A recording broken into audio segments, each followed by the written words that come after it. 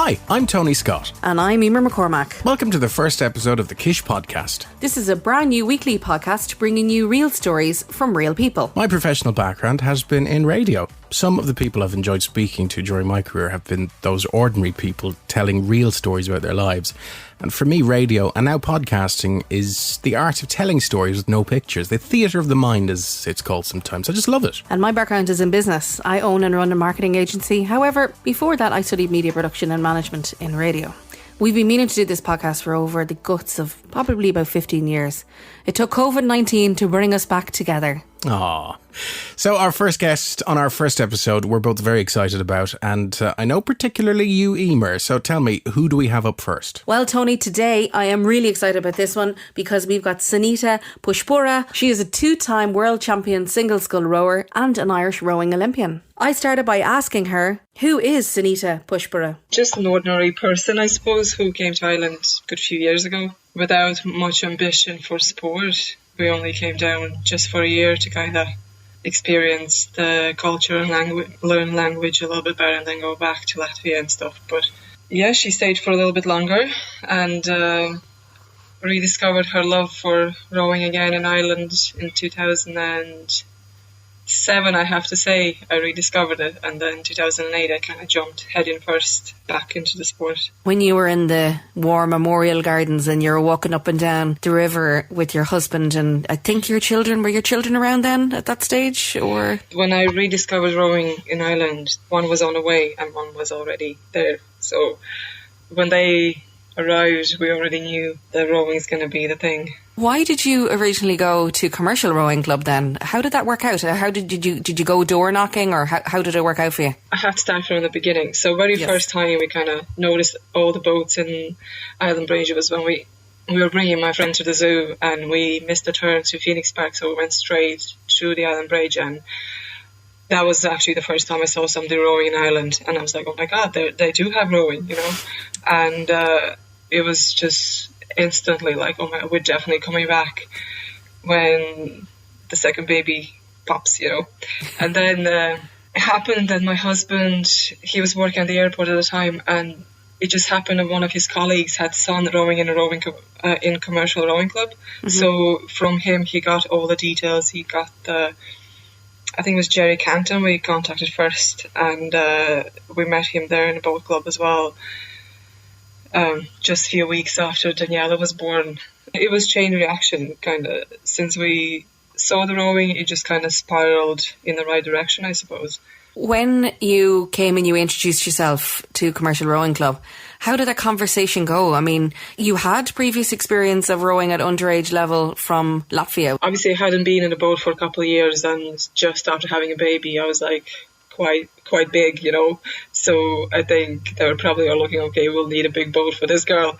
And I think the first time I went out, Jerry gave me like a boat that was for like 90 kilos, and I was okay in it. Like, and I think the conversation was just about like how many days I want to train, and what kind of how to go about like just coming down, what times and stuff. And I don't actually remember much of it. I just remember how we were standing in, like, it was dark outside. We were just standing in a boat bay, and I was just looking around at all the boats, and I couldn't wait to get back in one, you know. And I was lucky that there were a few girls as well that were kind of mature age, and they took me on almost and brought me out in a doubles and so quads, so I could kind of, it was social life for me as well outside the family, meeting new people in Ireland where we kind of were quite isolated within a family, you know, because Casper was working, I was home with 2 children, small children, so yeah. I didn't really have much time of finding new friends. Rowing was kind of one step towards a bit more social life in Ireland as well. So when you started off up in commercial, did you, I suppose, have the intention that you were going to try and break into the professional ranks in Ireland, or was it that it was just a hobby for you to start off with? What was your ambition right from the very, very start, or was there one? At first it was almost like I saw the boat, I have to get in it, and there was not much behind it at first. But then I think towards the summer I was already like, yeah, I want to race the World Cups again and see where it brings me, you know.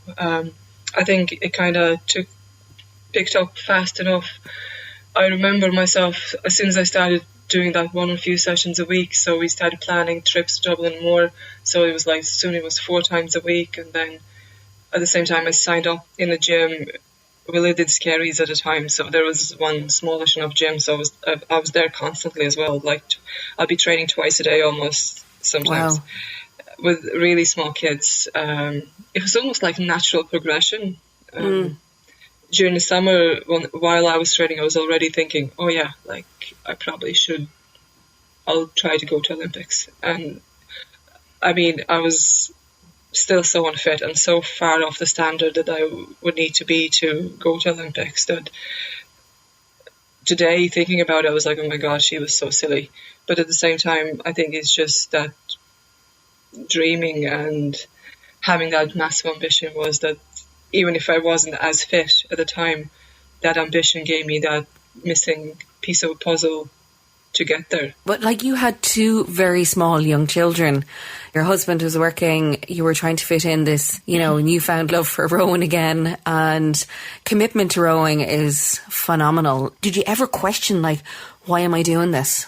There were days when we were financially really struggling at times. That was before I was getting any funding from Sport Ireland and stuff. We got into such huge debts. Like even then I was thinking, it's okay, we'll get there. It's all going to be worth it. And I found myself travelling to the rowing centre one early morning and thinking, if somebody would give me €1 million, would I back out of it? And I was like, without even thinking about it too much, no way I would back out of this, It just meant so much just because it was such a bumpy journey and we sacrificed so much as a family that I never thought that I would give up.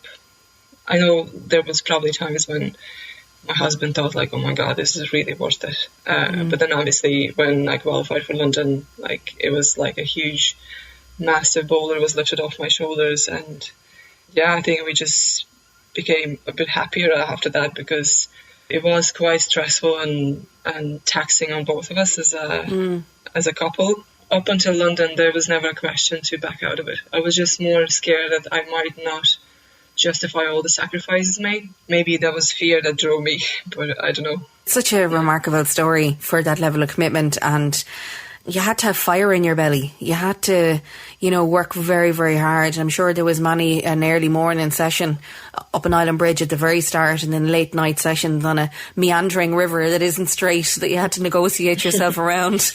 Talk to me about the transition then. So when you finished at Island Bridge, what brought you down to Cork? We had nothing else holding us back in Dublin. So then we decided, I did feel quite guilty for making everyone to move to Cork, but in fairness, I think the lifestyle here suits us much better because we can be in the woods within 10 minutes from home and in a city within the same time. So it worked out perfectly for us. Obviously, the National Rowing Centre in Cork, for anyone who's listening that doesn't know, it's really in the middle of nowhere with a lake. Did you find it a little bit isolating down there in the rowing centre at the start? Not really, no. We're kind of quiet enough by nature. In general, we kind of keep to ourselves even here. So I actually liked it because it was a little bit quieter and like traffic wasn't as bad. Like traveling to Blessington was an absolute nightmare. If you hit the bad hour, like you'd be there for ages. And for us, I used to spend 90 minutes on the road itself, which is a decent enough session. And I was just so excited that now instead of sitting in a car, I could actually use that time to train.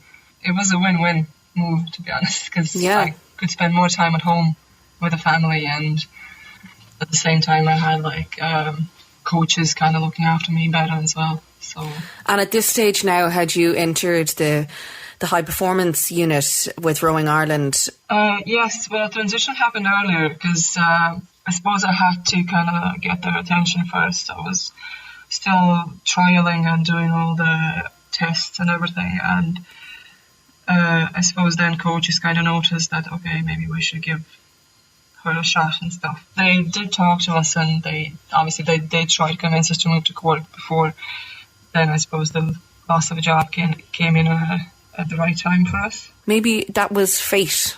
That's what I thought all the time, because I was like, well, it's going to happen because all these things are happening, so I can actually do it. And I was so motivated all that time before London, it was insane. Like, I had no problem getting up at 5 o'clock in the morning every day in junior winter to go to Blessington to row, and or go to the gym when it opens to get my sessions done so I can be home.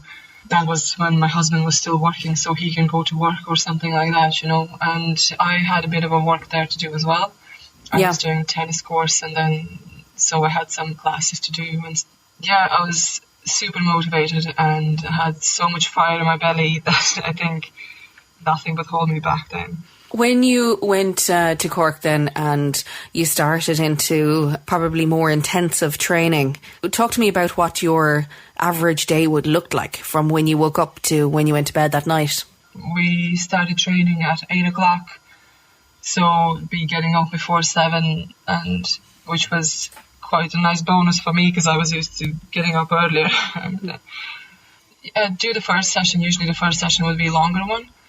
Then we'd have a break during the day, so I'd be able to come back home and have a nap, eat, and usually, like, at that time the kids were small, so I'd take them out from school and a creche and everything, and then I'd go back for the afternoon session. Then usually we do either weights with some cardio or another work session, cardio session, and at that time we usually did like 2 sessions a day. Yeah, it wasn't too bad. It was like I used to do that at home before I moved to the rowing centre. So I'd be doing exactly the same sessions but on my own. But now there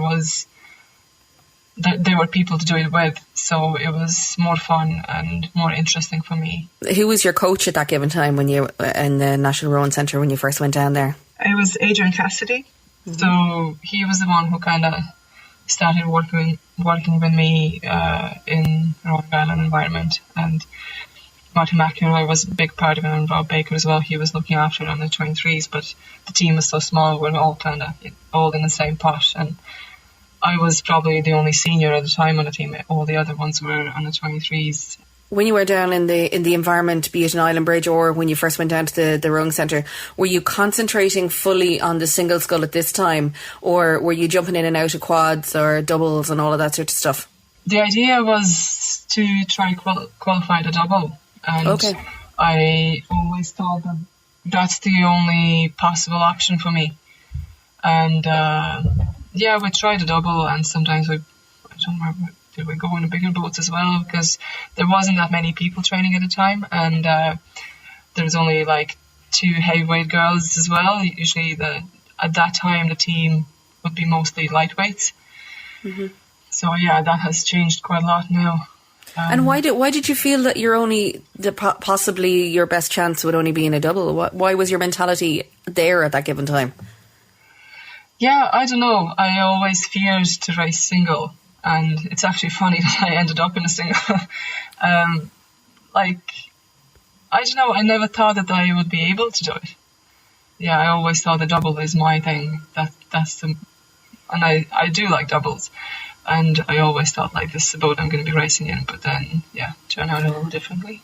So how did that materialise then that you ended up in a single? Was it your coach that kind of pulled you aside and said, you know what, maybe you should give the single a good go because you've got some talent there? If I'm being really honest, it was my own idea to try to do the single. I think it's just, we didn't perform as well at the World Championships and in a double, and I just didn't see us improving as much.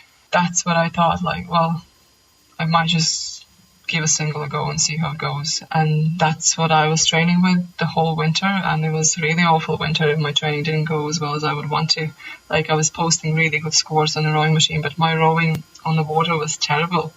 So yeah, I have no idea how I pulled that around. And I'm sure your coach at the time was saying, if only the rowing machine could float on water. Well, I thought that myself many times. Yeah, so it was very, very stressful winter, and I was getting ill a lot as well, and it was tough. I think it was a real test for me. But you overcame it. You overcame that adversity, and you started then turning things around. At what point do you think, is there anything that kind of stands out where you're thinking, yeah, that was a turning point for me? I don't actually think there was one turning point. Like, I think it was just gradually I was just trying my best every day, I think. And every day I would go in the water or do the session with the thought of I have to beat people to get there, and I have to do this and I have to do that. And I think at one stage I felt like I wasn't coached enough as well, and I badly needed help and even psychological input as well, I think. And then I went into the meeting with all the coaches and our director, and I kind of obviously cried my eyes out and said, like, I need more help and stuff. And I got it, in fairness. So they started paying a bit more attention and gave me really good coaching then. And I think Adrian talked to me, like, how to help me psychologically quite a lot to kind of put my fears aside and just, and I think that was a time when I really developed really tight emotional kind of bond with Adrian from, let's say, it was probably early spring 2012 and all the way through Olympics. He was supporting me a lot through this, kind of gave me kind of right encouragement and the right amount and right time. And sometimes it was, I had a fear of falling into the water during the winter. So, and I remember they made me put on a wetsuit and go near the slip and try to fall in. And I tried, but I couldn't. So, and that took like a fraction of the fear away, and then I could relax more in the boat. And it's ridiculous, but I did it. Like that's probably my most embarrassing moment in rowing, putting on a wetsuit and trying to fall in. It went to that when it's almost like extreme. Okay, if she's afraid of it, I have to make her do it, you know. I don't think anybody who rows wants to fall into the water. At some stage, many of us have fallen in, and it's a horrible experience, especially in the height of winter. Well, I wouldn't know anything about that, to be honest. I managed to avoid that. But, there's a reason why you're an Olympian. Well... But, you know, it's really interesting there. You mentioned about getting psychological help, as in, you know, to help you mentally. From your perspective, you're doing a lot of rowing by yourself out in a single scull. It must be tough, and you have to get your head right. So you can work on getting your body right in the gym and on the water and all of that type of stuff. But that headpiece, you know, how do you work on that? I presume you still work on that to this current day? Well, you see, we're lucky enough that working with Institute of Sport, we can get any help we need. So if I need psychologists, I have it. If I need nutritionist, I have it. So, and now it took a good few years kind of to get here, but I feel like support we have now is something like I've never seen anything like it. Let's say if I have any issues at all, I have the team around me working to help me to overcome it, or to give me support in whichever way I need. Obviously, it's a bit trickier now because, like, I can't call into physio now and fix my whatever needs to be fixing. But even then, they are remotely supporting us even at this moment, you know. So we're very lucky with that. And the mental game is really, really important.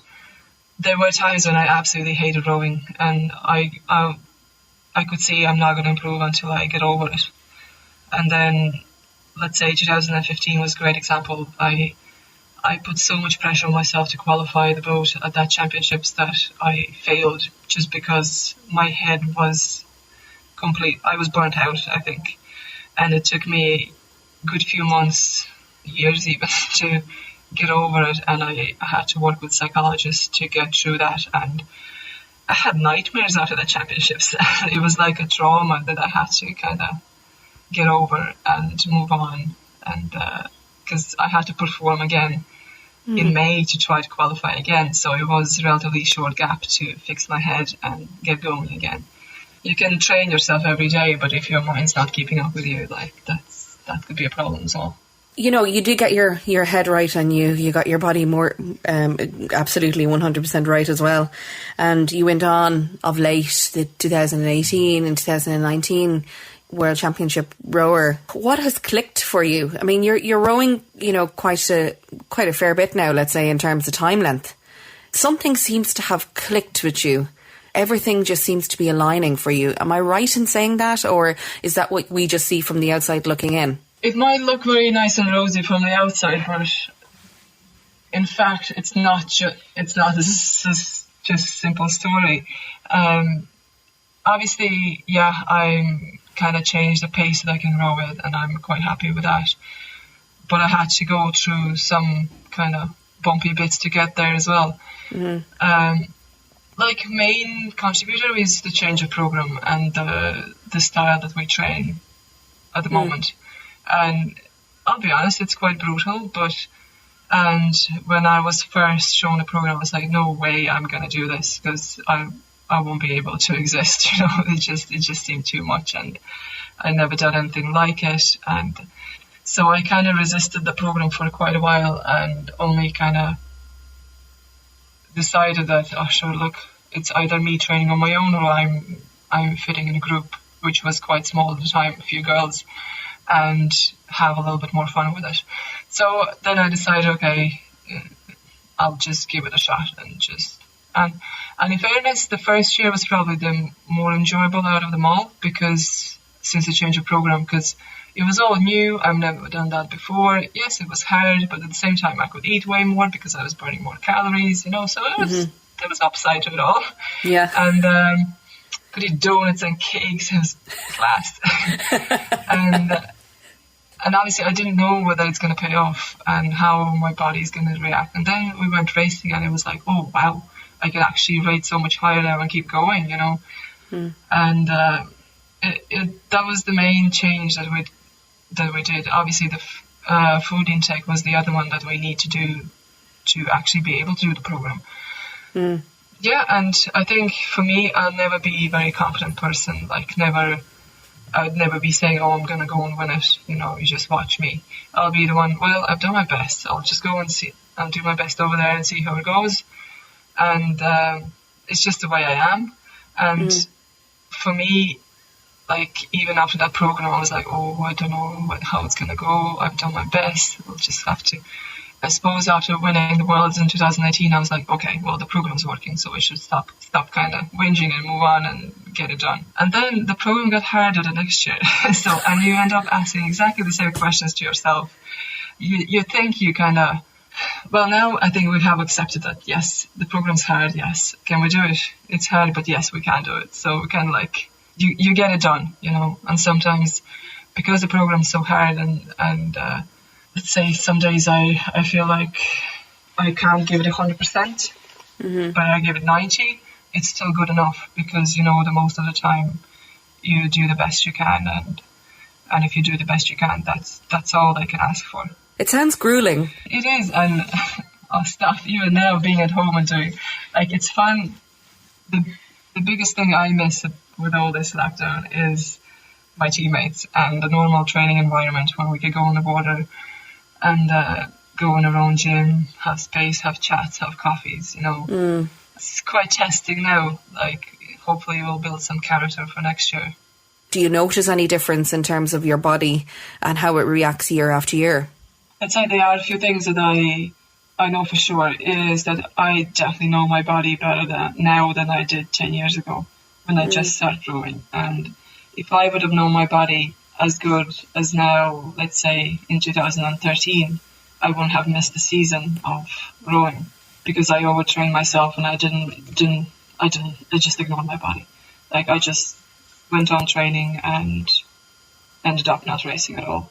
I actually think sometimes I have incredible gift in terms of my physiology, and I think my body adapts to training very well, and it's easy to train. It responds to all the changes in program really well. So I think I've been quite lucky in that regard. Let's say now if I haven't run for, let's say, a few months and I go for a run, I'll be probably limping for a few days longer than I used to. But that's why I avoid running sometimes.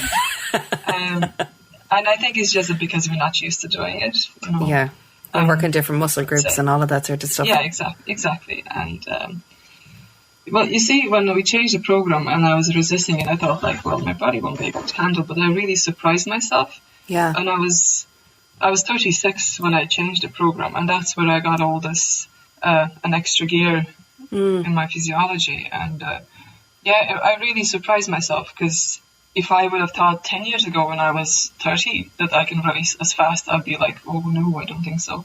I don't think my body will be able to handle it. But it just shows that the body can actually handle so many things that we don't even think we can, but we can. You don't get hung up on age yourself anyway. It scares me how fast the last 10 years went. Yeah. Like, I went to London when I was 30, and now at the year I'm going to go to Olympics next year, I'm going to be turning 40 at the end of the year, and I'm like, where did this time go? Like, my kids are teenagers already, so I'm like, how is that possible? That scares me. But as an athlete, I don't really see myself any different from the 25-year-olds we have in a team, to be honest. So. Yeah. And you all seem to have a really great bond there in the rowing centre. I see all the banter and everything that goes on online, and even throughout the lockdown with COVID-19, it seems like you're a very nice close bond of people. Would I be right in assuming that? Yeah, and I think something to do with that is that the training's so hard, we kind of tend to rely on each other a little bit more. It's just that suffering together is a little bit more fun than suffering alone, I suppose. It's a really fun group, and they all like different personalities, and I suppose all of us give to the team something different, you know. Yeah, absolutely. I'm not quite sure what my role is in that, but maturity probably. Yeah. And actually on that, your children are entering into their teenage years. How do they cope with having a celebrity mother? I don't really think they care, to be honest. It's funny because they don't know anything different. Sometimes I think I'd like to be them when I was small, getting to go all these trips and go to Olympics to watch and all that kind of stuff. I hope it was quite exciting for them, and hopefully they get to Tokyo as well now. Take me through your strategy, let's say the last World Championships, when you got into that boat, seeing that for the last 500 metres, that where on earth, after doing 1,500 metres in a boat and you have to push out for the last 500 metres, do you just pull away? Like, talk to me about your strategy, about getting into the boat and going up to the line and all of that sort of stuff. Well, the strategy is quite simple. I have a nice race plan that I started with the coach I had before, Sean Casey, and I'm still doing the same race plan, and I love it. So I'm not going to reveal it. Yeah, of course, yeah. I'm going to sell it after. Yeah, please. No, it's very simple. Like, I just stick to my plan, and to be honest, the last bit, it was what we did in training so many times. You just do your piece and then you build the last bit, and that's exactly what it was. It wasn't anything special. Well, I could go harder in that last bit, and that's exactly what I did. The physiology was there, and I had that extra gear to go, and it's nice when it happens when you get a race and you know, have an extra gear to go. It did hurt, but it's funny because when you're in the race and you kind of, you know what you're going for, you almost don't feel that pain. Yeah. It's when you stop, that's when it hits you. Yeah. Does it ever differ from race to race? Like, what is going through your head when that, you know, horn goes off at the start? What's your initial thought? So I learned to train myself now to solely focus on the race plan. So first stroke, and then I count strokes, and I know exactly what to do when I hit stroke, let's say 35 or 40 or 50 or 60. I had races when some other thoughts, let's say I had one funny race. That was one of the races in Lucerne. I remember I got onto the start line and I was like, oh my God, I'm really hungry. And then I started the race and I was thinking like, it's okay, I can eat after this race is finished, you know, and then you find yourself, why am I thinking about food during a race? And then you kind of get yourself back into the counting strokes. But, and usually I find sometimes the race feels longer if your thoughts trail off. Yeah. Because if I count the strokes, I know where I am. And you find that better? Yeah, usually. Yeah, absolutely. And then I'm focused on my task at hand, and it kind of flies by much faster. But yeah, it happens sometimes when different thoughts kind of get into your head, but then I try to kind of dismiss them very fast and go back to the plan. I'd say there's a lot of people over the years across all different types of sports, things have gone wrong because they haven't stuck to their strategy and they've gone outside of what they normally would do in terms of that race day strategy or whatever the case may be. You know, it's a dangerous place, I suppose. Yeah, it is. I think I've tested my plan. Let's say I know even on a day of race, I'm going to go for pre-pad, then I'm going to go back, then I'm going to do this and that. There's like a lot of little things lined up for me to do before I get back to the course to warm up for the race. Yeah, at least it's not like I'm just sitting there and trying to figure out what to do now, because I've practiced that already and I know exactly what to do. It feels familiar. Yes. And your body almost like knows, okay, it's a race day, it's a race time. My routine on a race, the day before the race, is that evening I'm going to go to see physio for a little, even if I don't need to see physio, I'm still going to go and see physio. Yeah. Just for a little polish, for a little tap on the back almost, and it's almost like a ritual now. Yeah, and then I'll be on the physio bed and I'll talk with my physio, I'll talk through the race plan, and she'll like, yeah, exactly. And that's it. That's all I need. It's like comforting thing. And do you work on a lot of flexibility as well, Sanita, out of the water? I mean, do you do Pilates yourself, or do anything to keep your body in check and to make sure that you're right yourself? Yeah, we do. Let's say now we do online stretching on Zoom once a week, and obviously we do, like, the stretching is part of my routine in the morning when I get up before the session. And I suppose now we have to look after ourselves a little bit better because there are no physios we can run to and fix ourselves. So we have to be kind of really aware of that. I usually do, in normal times, I'll do reformer session once a week as well, which I find really, really good.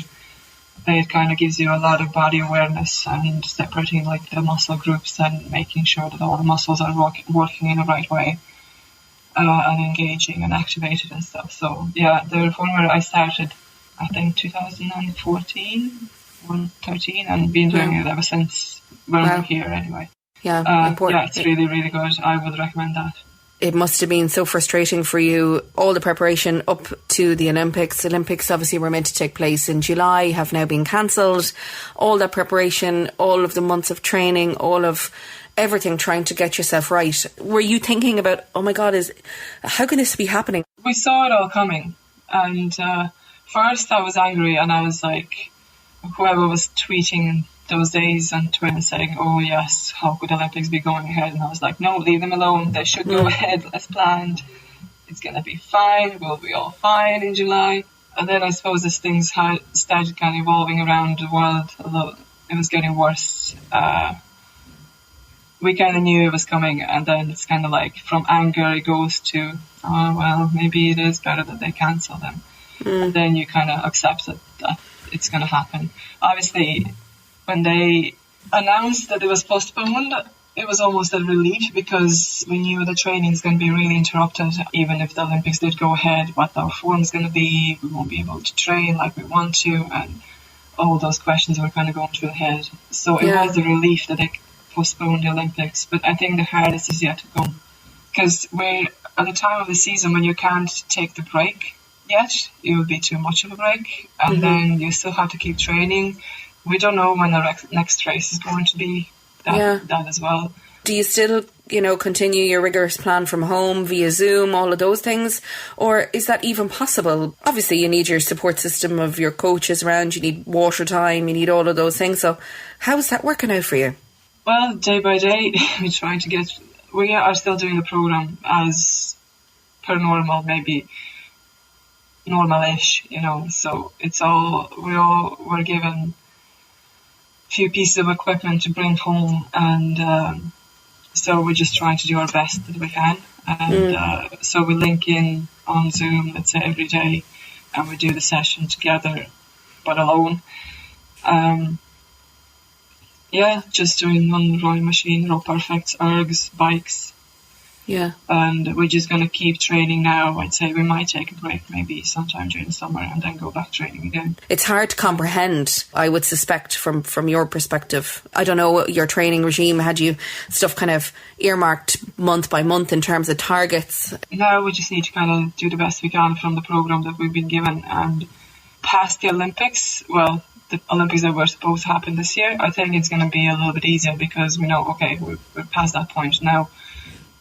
In a ways, I see this another year as an opportunity to improve things that didn't go as well as I would want to previous season.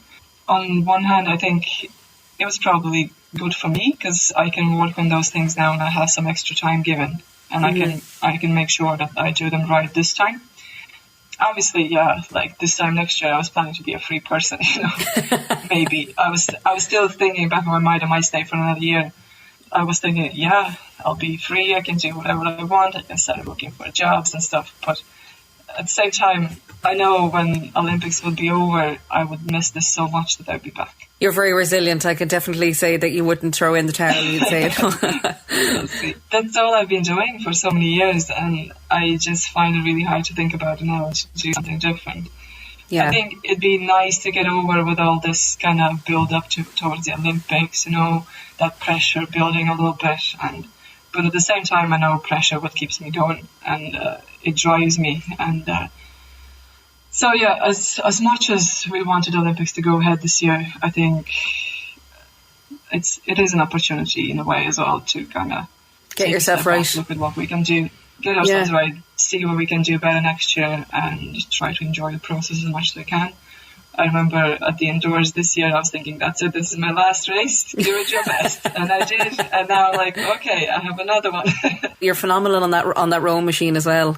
You're in the same age category as myself in the for the indoors, and I wouldn't even dream of going up against you because I think I'd be at the back of the pack and Sanita would be up there at the top winning all the time. But you pull amazing numbers. It's unreal, Yeah, well, my best time 10 years ago wasn't that anyway, so it took years to get there, and but the whole team is firing very good on the ergs now, and we have another girl under 640 now, so wow, I have somebody stepping on my heels there, so I'll have to pull out something pull off my socks and keep going. Oh, no doubt you will. It's great to have such a big group of girls doing really well, and I mean, when I started all this campaign with Rowing Ireland, there was 2, maybe 3 girls that could get under 7 minutes, and now everyone is under 7 minutes. You will find the standard has gone up so much, and it's really, really, really great to see that. Yeah, and you know what? The numbers are there. The proof is in the pudding, and the standards have improved, I think, across rowing in Ireland. It is becoming a little bit more professional. It is becoming more structured, which I think is welcomed. And so, I think there's going to be great things coming out of the indoors year after year after year. And Joe is a great guy running. I don't know how he does it. I'm sure it's a logistical nightmare pulling it all that together down in Limerick. Yeah, but it's been great. Like, it's growing. Brilliant. And do you have any life goals at the moment that you would like to achieve at some stage in the future for yourself, either personally or rowing related or family or anything like that? Yes, I have a huge goal now, dreaming about a family house. So we've been trying, and it's actually painful that I'm close to 40 and I'm an athlete and there's nothing I can do about it. We've been kind of trying to get a mortgage, and it's been really hard because we're in a pretty unique situation with myself being a professional athlete and stuff. Yeah, that's maybe I'll use this year to try to push that on a little bit more. But yeah, that's been my obsession, my dream now, to buy a house or the site where to build a house or anything. What I admire in people like you is being really humble. I can see that, you're very family orientated. The only other question I have for you, which is, do you follow any other Irish athletes? And if there was one in which would share maybe the same kind of goals as you, or maybe philosophy, or whatever the case may be, who would that be? There's a lot of athletes that I kind of look at them and let's say Ellen Keane, she makes me smile all the time. How positive she is, and I'm like, why am I grumpy so often? And she's so happy all the time, I'm like, I mean, yeah, she's the one I kind of always enjoy watching her Instagram stories and stuff. And I know there's a lot of athletes that are kind of such hard workers and keeping to themselves as well, so you wouldn't really see them much on social media at all. Like Katie Taylor herself, like she's so normal, Yeah. For being so famous, she's so normal, and yeah, it just amazes me how she can be quietly working in the background and then suddenly, there's a fight coming up and she wins it. She wouldn't be I don't know. It's just simplicity of it all that she still has. Yeah, I think she doesn't showboat. She just, works in silence. And she does the work on the ring. Yeah, she does the work on the ring. And that's what I really admire about people. I think you're very like that though too, Sanita. I think that you're a very hard worker. And yeah, but it's most that I'm kind of wouldn't know how to put myself out there properly as well. And then there's downside to it at all as well. Because I suppose if you don't market yourself properly, you miss out on opportunities as well. And marketing is hard work. I think that's the number one key, is how do you leverage your own personal brand beyond your time as an athlete. And it's a conundrum, and a lot of people who are athletes, they don't like to put themselves out there, or they don't like to talk about money, and they don't like to talk about this, that and the other. But then they realise really quickly that you kind of have to, in order to get a few bob in, No, that's what I learned, is you definitely do. And but at the same time, I think the program that we do, it doesn't give you much time to engage, to be honest. Like, there's a lot of times when I had to say no just because I'm not available because of the quite demanding training schedule. Yeah. So, yeah, but you'll get there, no doubt. Okay, I know I have a good story to tell, and I'll work on it when I do have time. Of course you will. And I love that story, and I really wish you and all your teammates the very, very best of luck in your training. I've no doubt that you are going to rock the socks in coming months and in coming years. There's no doubt about it. Keep focusing on the things that you're focusing on, because whatever you're doing in terms of your program is really, really working. The nation is behind you, and I really believe that, as a sporting nation that we are, you're an amazing athlete, and fair play to you, and you're only destined for great things because of the way in which you bring yourself across. And I wish you the very, very best of luck, and thank you so much for your time. No, thanks for having me. Thank you. Well, that was a really interesting story from Sanita. She goes through so much training, and it must be something that you're really, really passionate about, to put so much time and effort and sacrifice into something like that. Oh my gosh, absolutely. I mean, she's so focused. So that's what I got from this interview. Her focus, she has eyes on the prize. She wants everything to be right. She's very diligent in her training. She's, she does all the right things. And, I think with the marrying of her body and of her mind, and the rowing, the difference in her rowing, regardless of her age, because she is getting quite old in terms of rowing old, let's say, she is just phenomenal. She's phenomenal on the row machines, phenomenal on the water.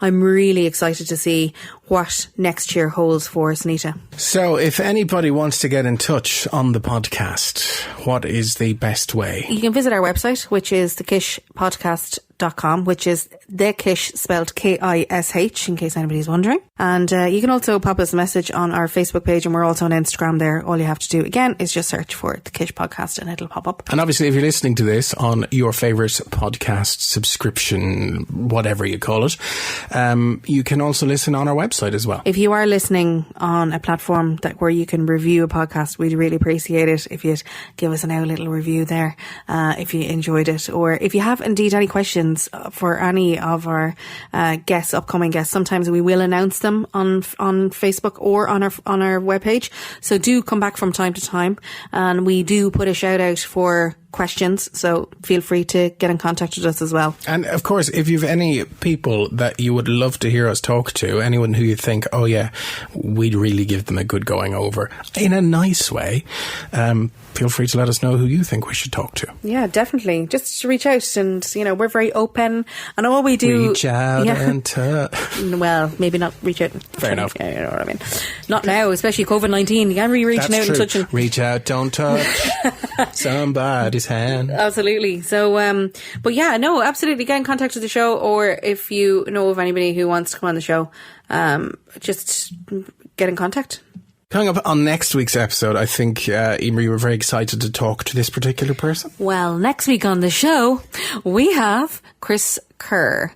And Chris is a former Antrim goalkeeper and Gaelic football player for St. Gall's. And he is going to talk to us about his battle with depression and anxiety. So it's a very interesting show, a really, really great story. And I think you're going to enjoy this one. Well, thank you for listening to this very first episode of the Kish Podcast. So, from me, Tony Scott. And from me, Emer McCormack. See you soon. Bye.